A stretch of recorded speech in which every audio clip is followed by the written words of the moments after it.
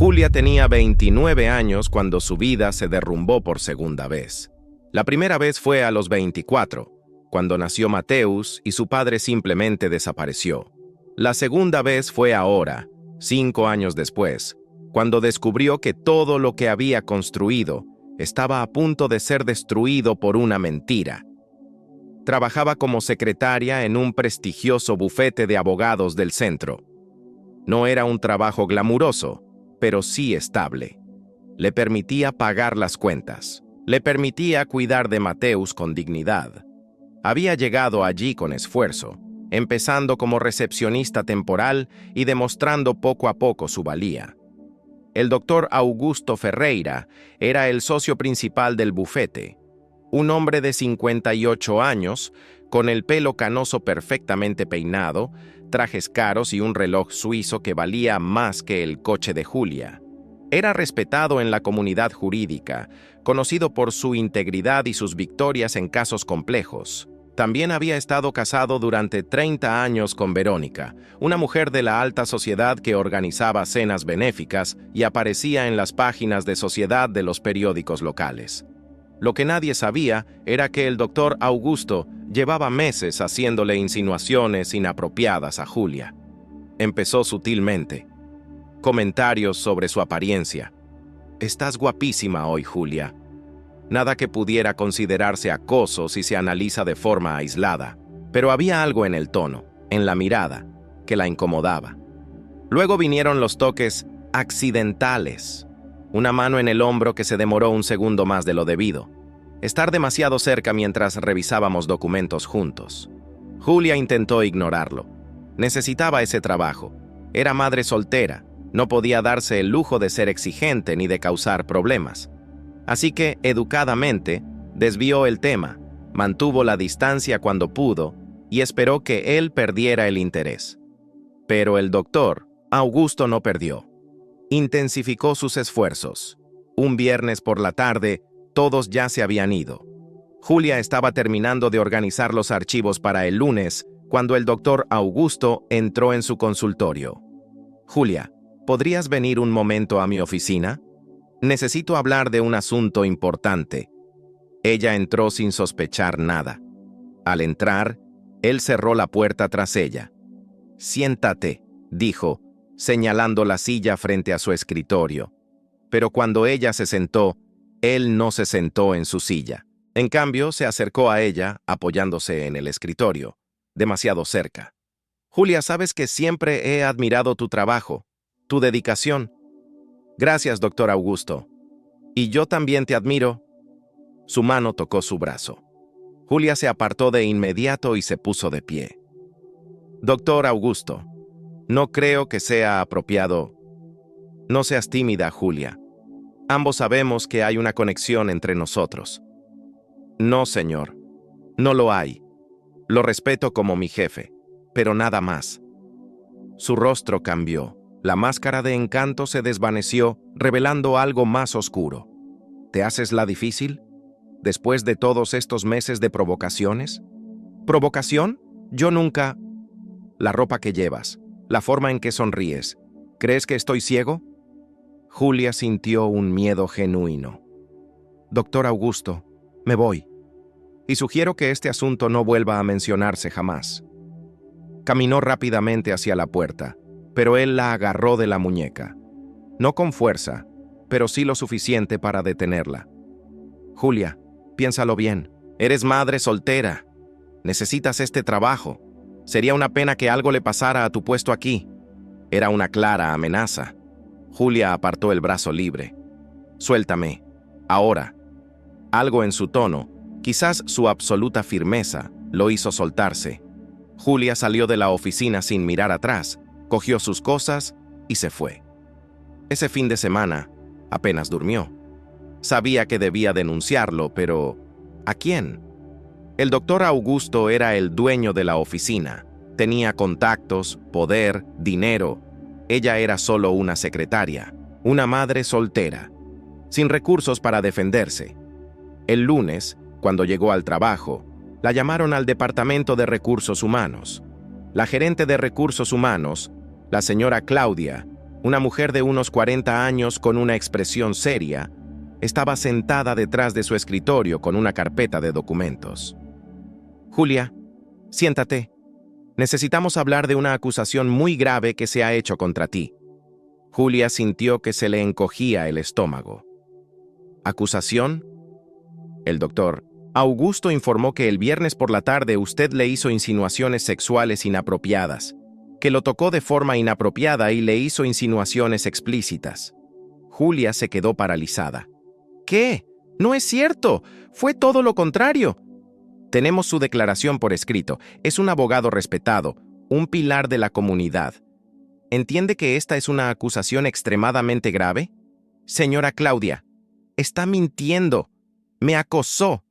Me tocó. Me amenazó cuando me negué. ¿Tienes pruebas de eso? Julia abrió la boca, pero no le salieron palabras. No tenía pruebas. Era su palabra contra la de él. Y ya sabía qué palabra tendría más peso. Julia, dada la gravedad de la situación y el puesto del doctor Augusto en la firma, no tenemos más remedio que despedirte de inmediato. ¿Me despides? ¿Por algo que no hice? Mientras que el verdadero culpable... Tomamos esta decisión después de considerarlo cuidadosamente. Puede recoger sus pertenencias y salir del edificio. El personal de seguridad lo escoltará. Julia salió de ese edificio en estado de shock, despedida, calumniada y completamente indefensa para hacer algo al respecto. Intentó conseguir otro trabajo, pero pronto descubrió que el doctor Augusto se había asegurado de arruinar su reputación. Cuando los posibles empleadores pidieron referencias, escucharon una versión de los hechos que la presentaba como alguien que había acosado a su jefe, alguien inapropiado y poco confiable. Una puerta tras otra se le cerraban en la cara. El dinero que había ahorrado se agotó en 2 meses. El alquiler estaba atrasado. Las facturas se acumulaban. Y Mateus, su hijo de 5 años, empezó a darse cuenta de que algo andaba muy mal. «Mamá, ¿por qué lloras en el baño?», preguntó una noche. Julia intentó sonreír. «Mamá no está llorando, cariño. Todo está bien». Pero Mateus no era ingenuo. A los 5 años, ya era notablemente perspicaz.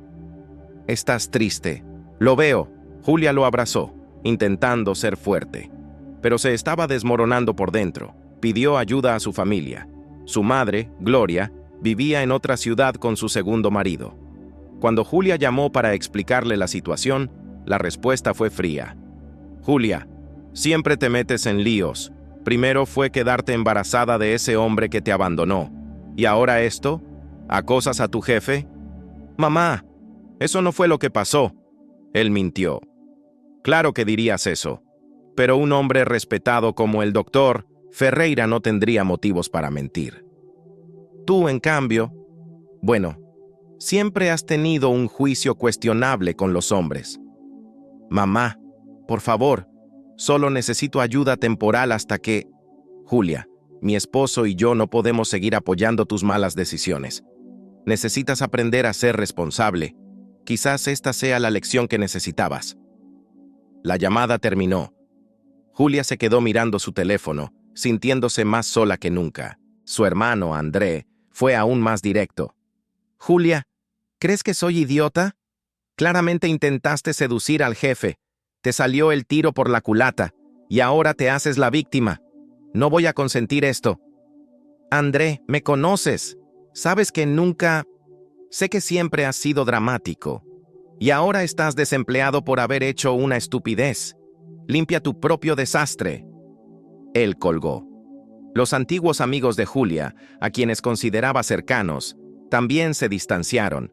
Algunos creyeron la versión del doctor Augusto, mientras que otros simplemente no querían que se les relacionara con alguien envuelto en un escándalo. Julia estaba completamente sola, desempleada, sin dinero, sin apoyo, con un hijo de 5 años que dependía de ella. Consiguió un trabajo temporal limpiando en un centro comercial. Le pagaban menos de 1/3 de lo que ganaba antes. Apenas le alcanzaba para comer. Tuvo que dejar su apartamento y mudarse a una habitación diminuta en una pensión barata. Una habitación sin ventanas, con moho en las paredes, en un barrio peligroso. Mateus tuvo que cambiar de escuela, dejando la privada a la que asistía por una pública superpoblada. Lloró al dejar atrás a sus amigos, y Julia lloró con él, sintiéndose una madre fracasada. «Mamá, no me gusta aquí», decía Mateus todas las noches en su habitación oscura y húmeda. «Lo sé, mi amor, yo tampoco, pero es temporal. Mamá lo arreglará todo». Pero ella no sabía cómo. Cada día era una lucha solo por sobrevivir. Lo que Julia no sabía era que Mateus guardaba un secreto, algo que había visto y que lo cambiaría todo. Meses antes, un sábado cualquiera, Julia había llevado a Mateus al parque. Necesitaba un momento de normalidad, ver a su hijo sonreír mientras corría por el parque. Mientras Mateus jugaba en el tobogán, Julia estaba sentada en el banco, mirando su teléfono, revisando anuncios de trabajo que sabía que no conseguiría. Fue entonces cuando oyó una voz familiar. «¿Julia?». Levantó la vista y vio al doctor Augusto. No estaba solo. Estaba con una joven que claramente no era su esposa. La mujer tendría 22 años como máximo y le tomaba la mano con evidente intimidad. A Julia se le heló la sangre. El doctor Augusto la vio y, por un instante, vio pánico en sus ojos. Luego, recuperó rápidamente la compostura, soltó la mano de la niña y se acercó a Julia. «Julia, qué coincidencia». Ella no respondió, solo lo miró con un desprecio apenas disimulado. «Mira», dijo en voz baja, mirando a su alrededor para asegurarse de que nadie lo escuchaba. «Lo que pasó en la oficina, quizá nos precipitamos. Si no causas problemas, quizá podamos llegar a un entendimiento. Fue un soborno mal disimulado. Temía que ella revelara su romance. No quiero nada de ti», dijo Julia con voz fría. «Aléjate de mí. No seas tonto. Claramente estás en problemas. Podría ayudarte económicamente si eres razonable. Te dije que te mantuvieras alejado». La doctora Augusto sonrió, con esa sonrisa condescendiente que también conocía. «Tú decides, pero recuerda, si intentas causarme problemas, tengo muchos más recursos que tú. Nadie creería que una madre soltera desesperada se volviera contra mí». Regresó junto a la joven y ambos abandonaron el parque. Julia se quedó allí, temblando de ira e impotencia. Lo que ella no se dio cuenta fue que Mateus lo había visto todo. Desde lo alto del tobogán, tenía una vista clara. Vio al hombre malo. Eso fue lo que pensó del doctor Augusto después de ver a su madre llorar tanto con otra mujer. Vio lo triste que se puso su madre después de hablar con él. Mateus era solo un niño de 5 años, pero ya entendía algunas cosas. Entendía que ese hombre había hecho que su madre perdiera el trabajo. Entendía que, por su culpa, tuvieron que irse de casa. Entendía que su madre estaba sufriendo, y almacenó esa información en su joven mente, sin comprender plenamente su importancia. Han pasado 6 meses desde que despidieron a Julia. 6 meses de lucha diaria, de trabajar en 2, a veces 3, trabajos temporales simultáneamente, de saltarse comidas para que Mateus pudiera comer, de usar ropa remendada mientras se aseguraba de que su hijo tuviera lo mínimo indispensable. Nunca se quejó delante de Mateus, nunca le permitió ver su dolor por completo. Sonreía cuando él estaba despierto y lloraba en la ducha cuando dormía. Mateus vio más de lo que ella creía. Vio las lágrimas que intentaba ocultar. Vio cómo comía menos. Vio cómo su ropa le quedaba más suelta porque estaba perdiendo peso por el estrés y el hambre, y se acordó del hombre malo del parque. Fue un miércoles por la tarde que todo cambió. Julia recogía a Mateus del colegio cuando vio a un grupo de madres charlando. Normalmente evitaba estos grupos. Sabía que murmuraban sobre ella, la madre problemática que se había visto envuelta en un escándalo sexual con su jefe. Pero ese día escuchó algo que la hizo detenerse. ¿Te enteraste? La esposa del doctor Ferreira está organizando una gran cena benéfica el sábado. Será en el centro de convenciones. Estarán presentes todos los abogados importantes de la ciudad. Ah, sí, esa pareja perfecta. 30 años de feliz matrimonio, dicen. Julia sintió que la bilis le subía a la garganta. Feliz matrimonio.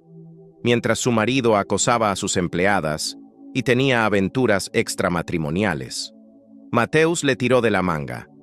Mamá, ¿ahí estará el hombre malo? Julia bajó la mirada, confundida. ¿Qué, cariño? El hombre malo, el del parque, el que estaba con la chica y te puso triste. Las madres dejaron de hablar y miraron a Mateus. ¿De qué está hablando, Julia?, preguntó una de ellas, picada de curiosidad. Julia tomó a Mateus de la mano. Nada, vámonos. Pero Mateus, con la brutal inocencia de un niño de 5 años, continuó. Mamá, lo vi.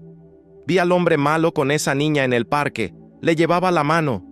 Pero está casado, ¿verdad? Dijiste que la gente casada no debería salir con otras personas. El silencio que siguió fue ensordecedor. Una de las madres, Fernanda, se acercó. Espera, ¿te refieres al doctor Ferreira? ¿Lo viste con otra mujer? Mateus asintió vigorosamente. Sí, estaban en el parque. Ella era muy pequeña, y él habló con mamá después. La puso muy triste. Julia intentó darse la vuelta. Mateus, vámonos. Pero Fernanda la agarró del brazo. Julia, ¿es cierto? ¿Viste al doctor Ferreira con otra mujer? Julia respiró hondo. Una parte de ella quería negarlo, huir de la situación. Pero otra parte, la que había sido silenciada y humillada durante meses, decidió hablar. Sí, lo vi. Hace unos meses, en Central Park, estaba con una joven, claramente en una relación. Cuando me vio, me ofreció dinero para que guardara silencio. Las otras madres comenzaron a murmurar entre ellas. Espera, dijo otra mujer, Cristina. ¿Pero no fue él quien te acusó de acoso? ¿Por eso te despidieron? Mintió, dijo Julia, con voz firme por primera vez en meses. Fui yo la que sufrió el acoso, durante meses. Cuando rechacé sus insinuaciones, me acusó de lo contrario para encubrir sus actos. Y funcionó, porque ¿quién le creería a una madre soltera contra un abogado poderoso? Fernanda y Cristina intercambiaron miradas. Conocían a Julia desde hacía años, desde antes de que todo ocurriera. Y a pesar de los rumores, siempre sintieron que algo no cuadraba con la versión oficial. ¿Tienes pruebas de su romance?, preguntó Fernanda. Solo el testimonio de mi hijo de 5 años, dijo Julia con amargura. Y el mío. Pero ya sabemos cuánto vale mi palabra. Quizás valga más de lo que crees, dijo Cristina lentamente. Mi prima trabaja en su oficina. Me contó cosas que me parecieron raras. Otras secretarias que se fueron de repente. Siempre mujeres jóvenes. Siempre despedidas por mala conducta. Fernanda asintió. Y mi esposo es periodista. Siempre está buscando historias sobre abuso de poder. Julia sintió un atisbo de esperanza, pero la reprimió rápidamente. No puedo enfrentarlo. Tiene recursos, abogados, poder. Me destruirá. Ya te destruyó, dijo Fernanda con dulzura. La pregunta es, ¿vas a dejar que destruya también a otras mujeres? Porque si el patrón que Cristina describió es real, no fuiste la primera, y no serás la última. Julia miró a Mateus. Su hijo pequeño, que había observado todo con ojos inocentes, ahora revelaba verdades que los adultos habían ignorado. Mamá es fuerte, dijo Mateus de repente. Me lo dijiste. La gente fuerte hace lo correcto, incluso cuando es difícil. Julia sintió que se le llenaban los ojos de lágrimas. Le había dicho eso, intentando enseñarle valores. Nunca imaginó que sus propias palabras la desafiarían. De acuerdo, dijo con voz temblorosa, pero decidida. De acuerdo, lucharé, pero necesito ayuda. Lo que siguió fue una oleada inesperada de apoyo.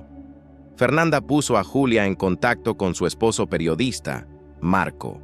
Era un hombre de 40 años que había presenciado muchas historias de injusticia a lo largo de su carrera, pero algo en la historia de Julia lo conmovió profundamente.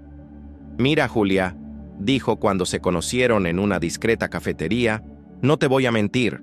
Esta va a ser una batalla difícil. El doctor Ferreira tiene contactos importantes, pero si lo que me dices es cierto y lo creo, entonces hay que exponerlo.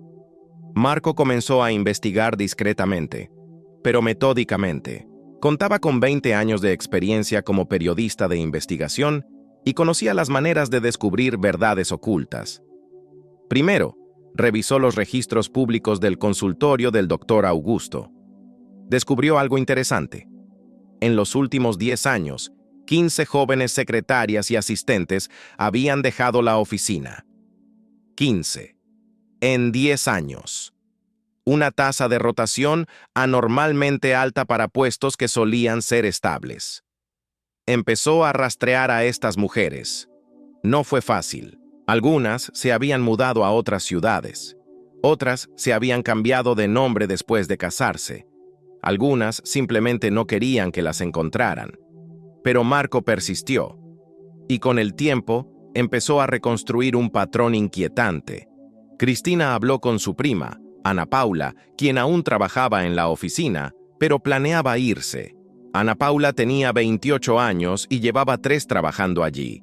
Había presenciado cosas que la perturbaron profundamente. Vi al doctor Augusto hacer comentarios inapropiados a al menos 4 secretarias diferentes, le reveló Ana Paula a Cristina, quien le pasó la información a Marco. Siempre me extrañó cómo tantas jóvenes se marchaban repentinamente, siempre con historias confusas sobre mala conducta o no encajar en la cultura de la oficina. ¿Estaría usted dispuesto a testificar sobre esto?, preguntó Marco cuando finalmente logró hablar directamente con Ana Paula. Ana Paula dudó. Tengo miedo. El doctor Ferreira es poderoso. Podría destruir mi carrera. Ya está destruyendo carreras, dijo Marco con suavidad. La pregunta es, ¿cuántas más antes de que alguien lo detenga? Ana Paula pensó en Julia, a quien conocía vagamente de la época en que trabajaron juntas. Recordó cómo Julia siempre había sido profesional, dedicada y respetuosa. La historia oficial de que había acosado al doctor Augusto nunca tuvo sentido. De acuerdo, asintió Ana Paula finalmente. Pero necesito protección.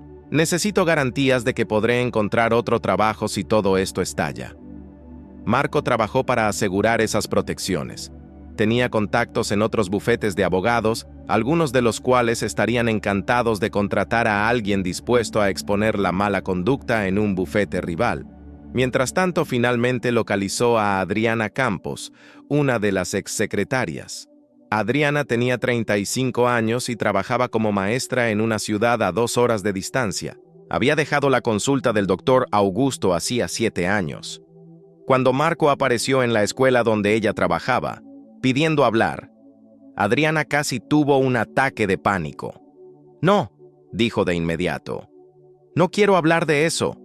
Nunca. Ese capítulo de mi vida está cerrado. Adriana, lo entiendo, pero ahora hay otras mujeres.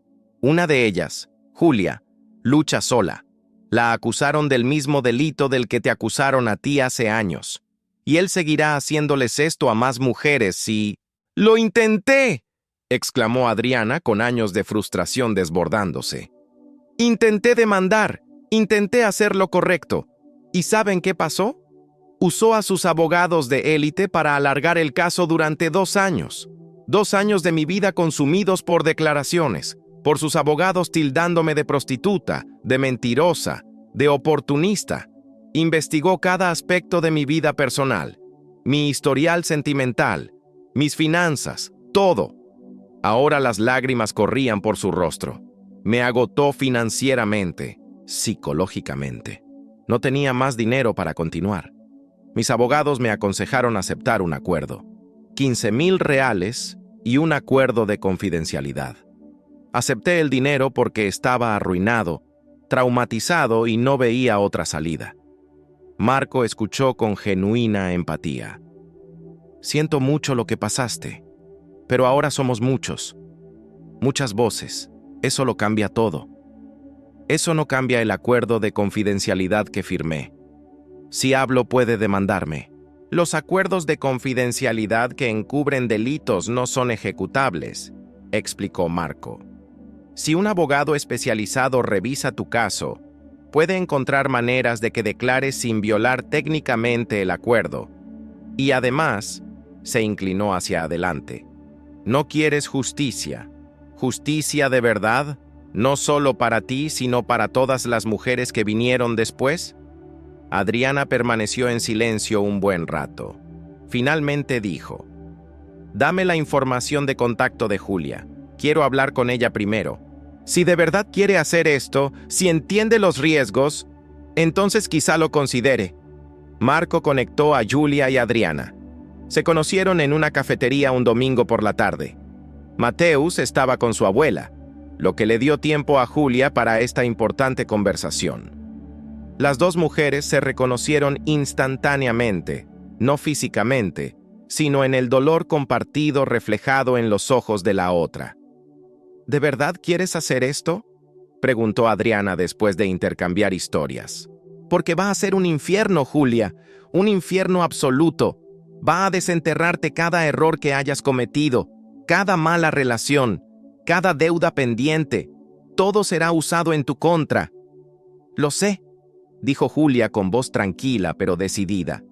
¿Pero cuál es la alternativa? ¿Dejar que le haga esto a más mujeres? ¿Dejar que destruya mi reputación sin luchar? ¿Enseñarle a mi hijo que la injusticia debe aceptarse en silencio? Adriana estudió su rostro. Vio determinación, pero también algo más: dignidad.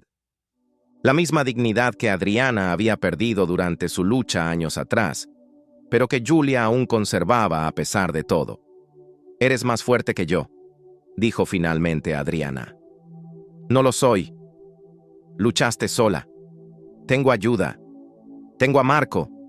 Te tengo a ti si me aceptas. Tengo a otras mujeres que están empezando a alzar la voz. La fuerza está en la unión». Adriana respiró hondo. Está bien, hablaré. Contaré mi historia, y al diablo con el acuerdo de confidencialidad».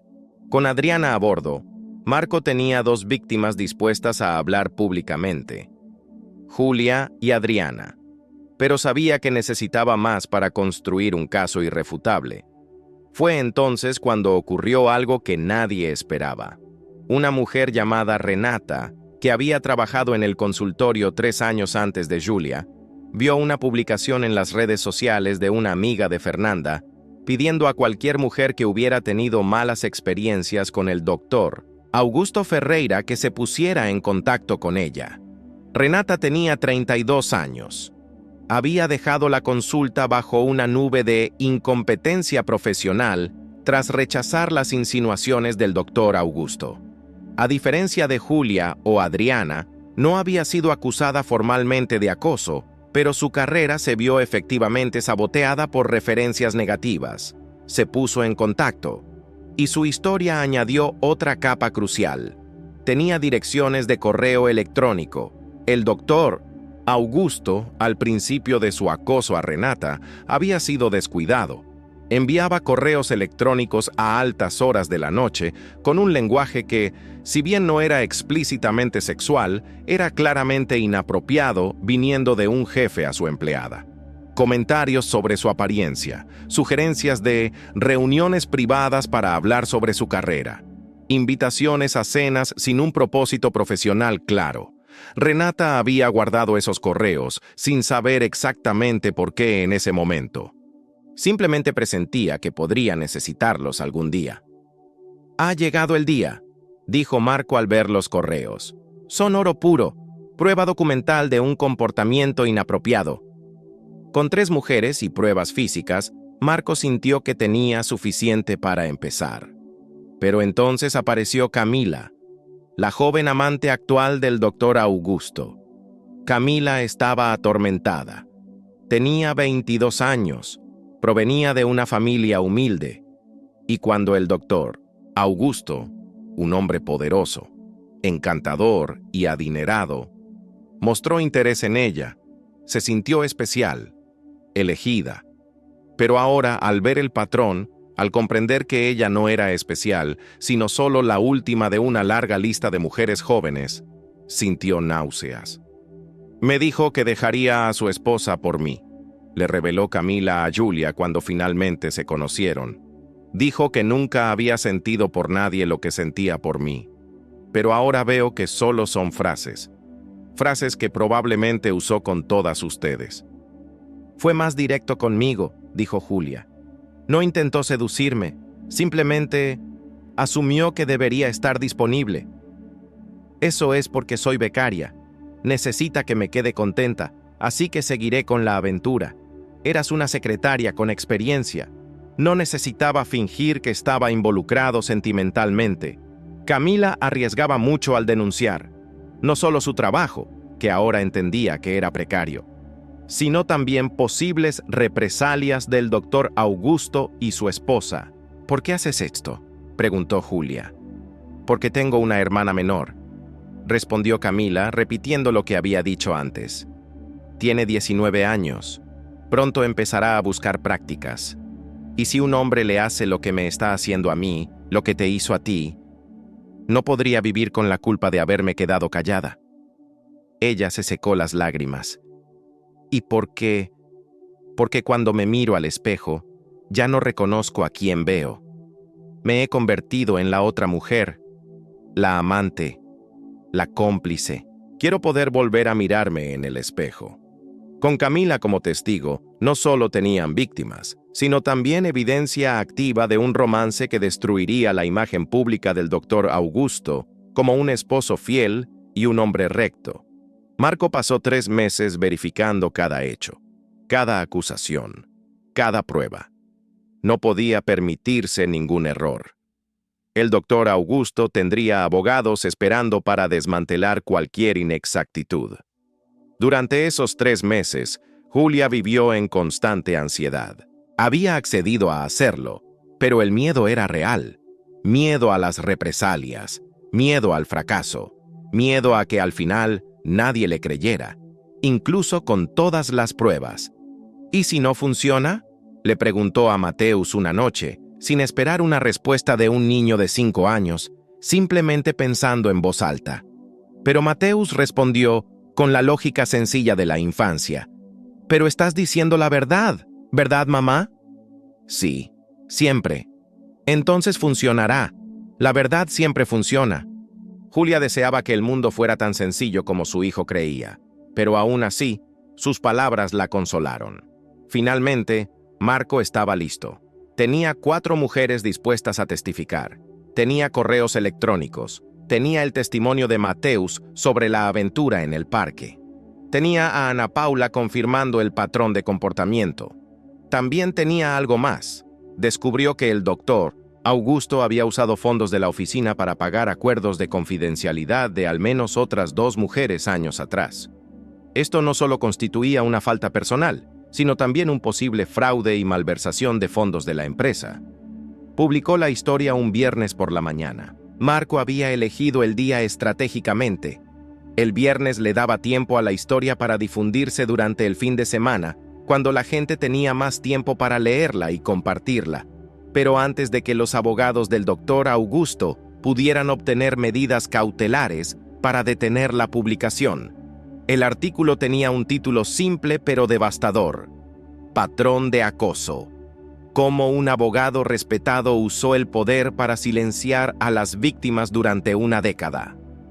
Marco había estructurado la historia metódicamente. Empezó con la historia de Julia como el caso más reciente. Luego presentó a Adriana, demostrando que no se trataba de un incidente aislado, sino de un patrón establecido. A continuación, Renata con sus correos electrónicos documentados. Camila confirmó una aventura. Y Ana Paula, aún empleada, confirmó el ambiente tóxico y la salida de varias secretarias jóvenes en circunstancias sospechosas. También incluyó evidencia de que se estaban usando fondos de la oficina para acuerdos de confidencialidad, lo que transformó esto de una cuestión de mala conducta personal a un potencial delito financiero. Y en el centro del artículo había una foto. Julia con Mateus, tomada en el parque donde todo había sido observado. El pie de foto decía: Julia Silva con su hijo, cuya inocente observación reveló por primera vez el romance que el doctor Ferreira negaría públicamente. La bomba no solo explotó, incineró todo. A las 2 horas de publicarse en línea, el artículo ya había sido compartido 50,000 veces. En 4 horas, era tendencia nacional en redes sociales. En 6 horas, 3 canales de televisión habían llamado a Marco para solicitar entrevistas. Julia estaba en casa con Mateus cuando su teléfono empezó a llenarse de mensajes. Amigos con los que no había hablado en meses reaparecieron de repente. Conocidos le expresaban su apoyo. Desconocidos le enviaban mensajes de ánimo. Pero también había odio. Mensajes que decían que era una mentirosa que buscaba atención, que estaba destruyendo a un buen hombre por venganza, que era una prostituta que intentaba extorsionar. No leas los comentarios, le aconsejó Marco cuando la llamó. Nunca leas los comentarios. Céntrate en los mensajes positivos, en la gente que cree. Pero era difícil no leer. Cada palabra de odio era como un corte que reabriera heridas que apenas habían empezado a sanar. Fue Mateus quien, sin saberlo, le dio perspectiva. «Mamá, te está llamando mucha gente», observó al ver que su teléfono sonaba constantemente. «Sí, lo hace. ¿Son buenas personas o malas personas?» Julia reflexionó sobre la pregunta. «Ambas, cariño. Hay quien le cree a mamá, otros no. Pero es normal. Pero sabes la verdad, ¿verdad? Así que no importa lo que diga la gente mala», de la boca de un niño. Julia abrazó a su hijo, agradecida por la claridad de su inocencia. Al final del primer día, la noticia se hizo nacional. Los noticieros nocturnos le dedicaron segmentos enteros. Los comentaristas debatieron sobre el acoso laboral, los desequilibrios de poder y por qué las víctimas no denuncian de inmediato. El Colegio de Abogados emitió un comunicado diciendo que tomaban las acusaciones extremadamente en serio y que se abriría una investigación formal. La oficina del doctor Augusto emitió un comunicado negando todo, afirmando que las acusaciones fueron coordinadas y maliciosas, un intento de difamar a un profesional respetado. Pero entonces Verónica, la esposa, hizo algo que nadie esperaba. El sábado por la mañana dio una conferencia de prensa, impecablemente vestida como siempre, pero con los ojos rojos de tanto llorar. Habló durante 10 minutos sobre cómo había cambiado todo. «Leí el artículo», comenzó con voz temblorosa. «Leí cada palabra, vi las pruebas, vi los correos electrónicos y me hice preguntas que debería haber hecho hace años». Ella hizo una pausa para recomponerse. «Mi esposo me lo negó todo esta mañana. Me dijo que todo eran mentiras, una conspiración, mujeres amargadas buscando dinero. Luego le pregunté por Camila, y él no pudo mentirme en la cara. Admitió la aventura. Los periodistas comenzaron a hacer preguntas, pero Verónica levantó la mano para pedir silencio. Si mintió sobre eso, sobre traicionar nuestro matrimonio de 30 años, ¿qué más es cierto que niega? Ya no puedo defender a un hombre que no conozco, un hombre al que aparentemente nunca conocí». Ella miró directamente a la cámara. A las mujeres que se presentaron, especialmente a Julia, Adriana, Renata y Camila. Les pido disculpas. Les pido disculpas por no haber visto, por no haber preguntado cuando una secretaria tras otra se fueron de nuestra oficina, por permitir, por mi ignorancia, que esto continuara. Ahora las lágrimas fluían libremente. Contraté a los mejores abogados de divorcio que existen y cooperaré plenamente con cualquier investigación sobre mi esposo, porque si estas mujeres dicen la verdad y todo indica que así es, entonces él debe responder por sus crímenes, no solo legalmente, sino moralmente. La conferencia de prensa terminó, y con ella la última defensa del doctor Augusto se derrumbó. Cuando su propia esposa no está a su lado, cuando ella elige públicamente creer a las víctimas sobre su marido, la narrativa cambia por completo. El domingo, 3 abogados del bufete del doctor Augusto renunciaron públicamente, alegando diferencias irreconciliables en valores y ética. Varios clientes importantes anunciaron que transferirían sus casos a otros bufetes. El domingo por la noche, el doctor Augusto emitió un comunicado. No admitió las acusaciones de acoso, pero sí reconoció el comportamiento inapropiado y se disculpó con cualquier mujer que pudiera haberse sentido incómoda. Fue la clásica no disculpa, pero fue lo más cercano a una admisión. El lunes por la mañana, la junta directiva del bufete votó a favor de destituirlo como socio principal. El martes, el Colegio de Abogados le suspendió la licencia a la espera de una investigación exhaustiva. Pero para Julia, la verdadera reivindicación no provino de esos titulares. Llegó de maneras más pequeñas, más personales y más significativas. Llegó cuando su madre, Gloria, apareció en su puerta llorando. No llamó primero, no pidió permiso, simplemente viajó 3 horas en autobús y apareció. Julia. Fue todo lo que logró decir antes de estallar en sollozos. Julia, perdóname. Por favor, perdóname. Julia dejó que su madre llorara en sus brazos, sintiendo sus propias lágrimas caer. Mamá, debí haberte creído. Desde el primer momento, eres mi hija, y yo elegí creerle a una desconocida sobre ti. ¿Qué clase de madre hace eso? Una madre asustada, dijo Julia en voz baja. Una madre que no sabía qué hacer. No intentes excusar lo que hice. Fue imperdonable. Pero te perdono de todos modos. Julia sostuvo el rostro de su madre entre sus manos. Porque guardar rencor no cura a nadie, y porque quiero que Mateus tenga a su abuela. Gloria conoció a su nieto por primera vez ese día, 5 años de vida que había perdido por orgullo y prejuicios. Abrazó a Mateus y volvió a llorar. «Hola, abuela», dijo Mateus con la tranquilidad de un niño que no guarda rencor. «Mamá dijo que estabas muy lejos, pero que volverías. He vuelto, mi amor, y no me iré nunca más». La venganza llegó cuando André, su hermano, llamó. A diferencia de su madre, él no apareció en persona. Aún era demasiado orgulloso para eso. Pero su voz sonó entrecortada al teléfono. «Cool, yo era un completo idiota». «Lo fue», coincidió Julia, sin ponerle las cosas fáciles. «No tengo excusa. Debí haberte creído. Eres mi hermana. Crecimos juntas. Te conozco, y aún así, elegí creer los chismes sobre ti». «¿Por qué?», preguntó Julia, con ganas de entender. «¿Por qué te fue tan fácil creer lo peor de mí?». André guardó silencio un buen rato. «¿En serio?». «Porque era más fácil. Era más fácil creer que habías hecho algo malo que aceptar la posibilidad de que el mundo es injusto, que la gente buena puede ser destruida por la gente mala.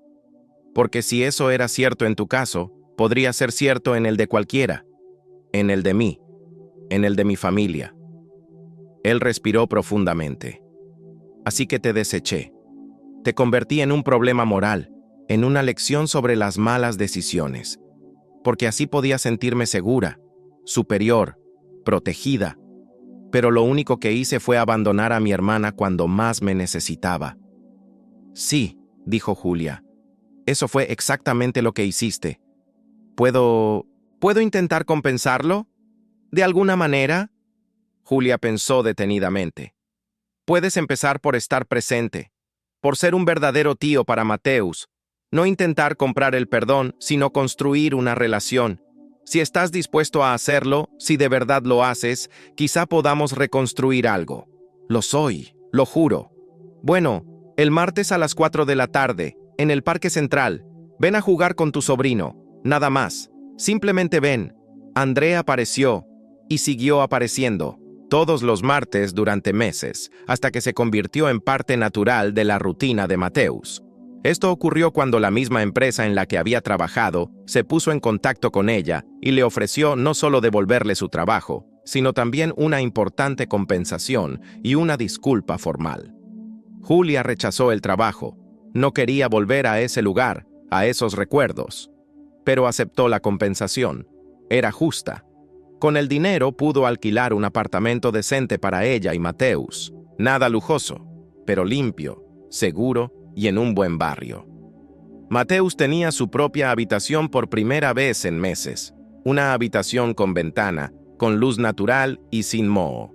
Consiguió un nuevo trabajo en una empresa diferente, con un mejor salario y un ambiente de trabajo respetuoso. Pero el verdadero momento de curación llegó una tarde tranquila, 3 meses después de que se publicara la historia. Julia y Mateus estaban en el mismo parque donde su hijo había presenciado todo. Mateus estaba en el columpio riendo mientras ella lo empujaba. ¡Más alto, mamá! ¡Más alto!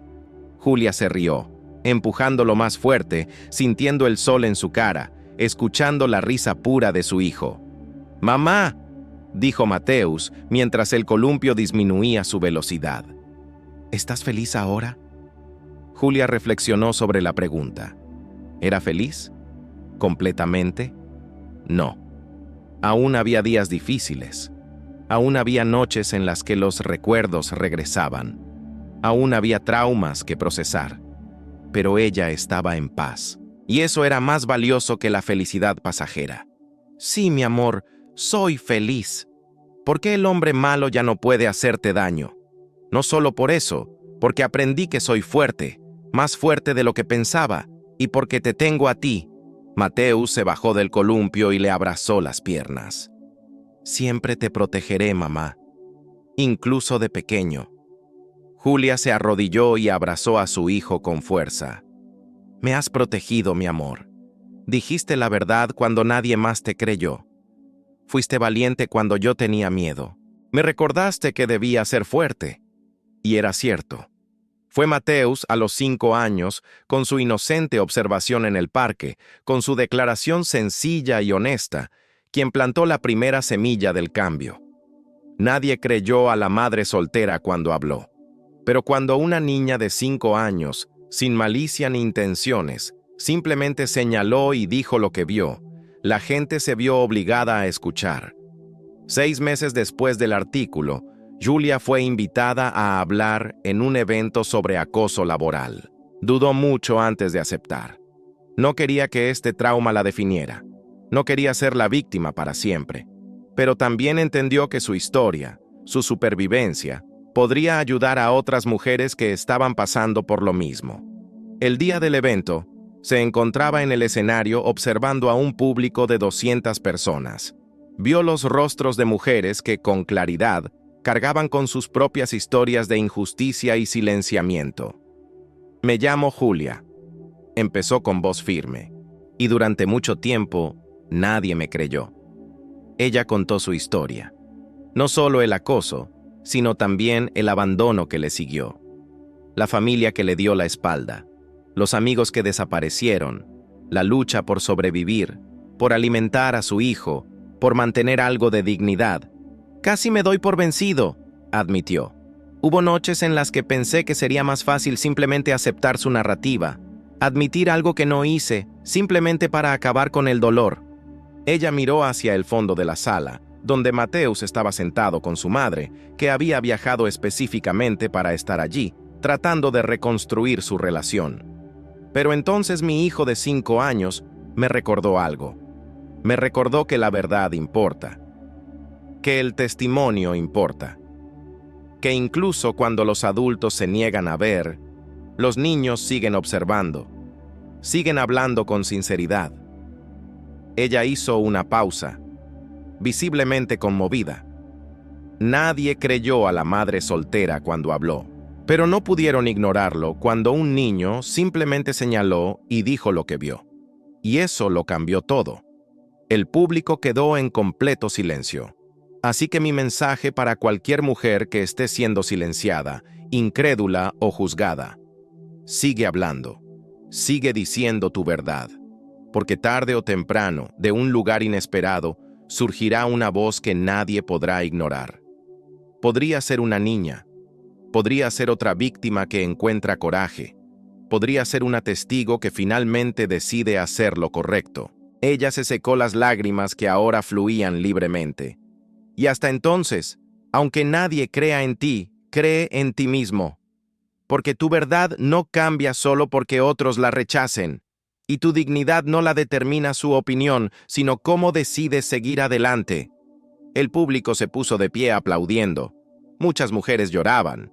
Algunas se acercaron después, compartieron sus propias historias y agradecieron a Julia por hablar. Una joven de 20 y pocos años, con los ojos rojos por las lágrimas, le cogió la mano a Julia. Me está pasando esto ahora mismo, en el trabajo, y tenía tanto miedo de hablar porque él es importante, y yo, nadie. Julia le estrechó la mano. No eres nadie, eres alguien con voz y verdad, y hay gente que creerá en ti. Yo creo en ti. La joven rompió a llorar, y Julia la abrazó, un simple gesto de solidaridad que transmite fuerza de una sobreviviente a otra. Han pasado 2 años desde aquel terrible día en la consulta del doctor Augusto.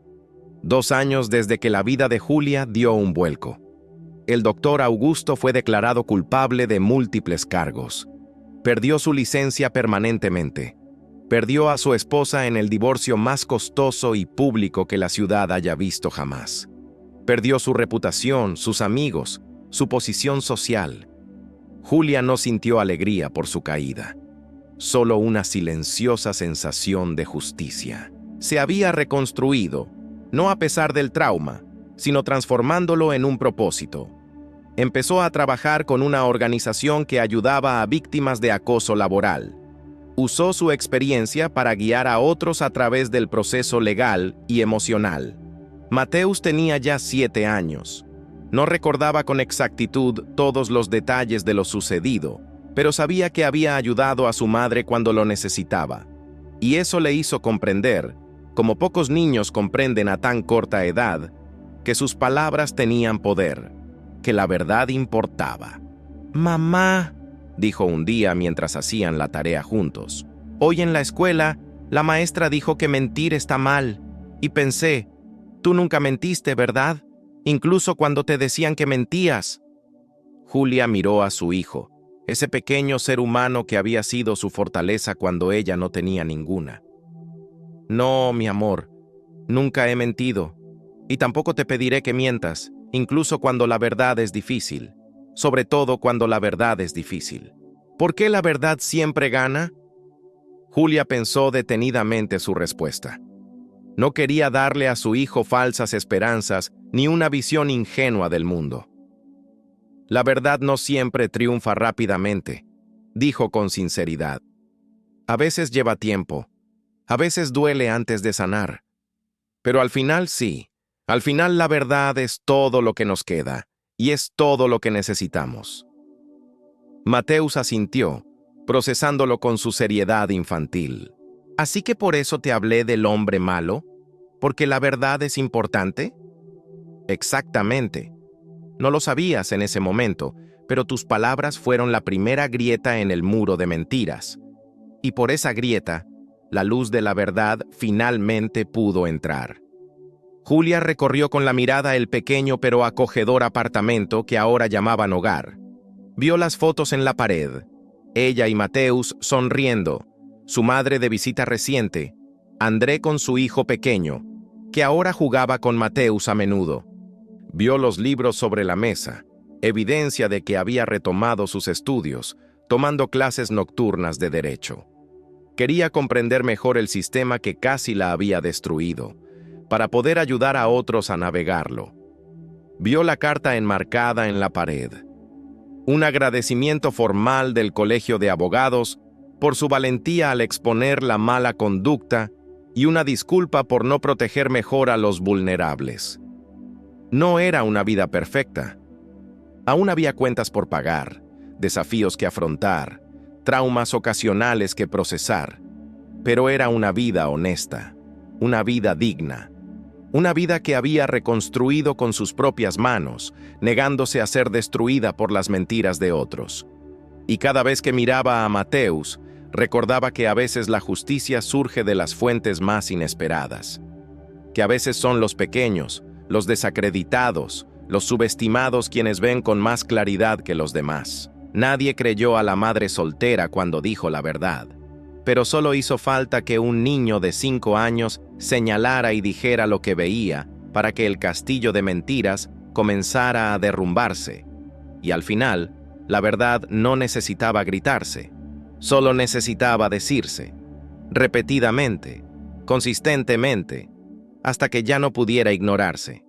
Esta fue la lección que Julia llevaría consigo para siempre, y la lección que le enseñaría a Mateusz y a través de él a todos los que escucharon su historia. La verdad puede silenciarse temporalmente, pero nunca para siempre.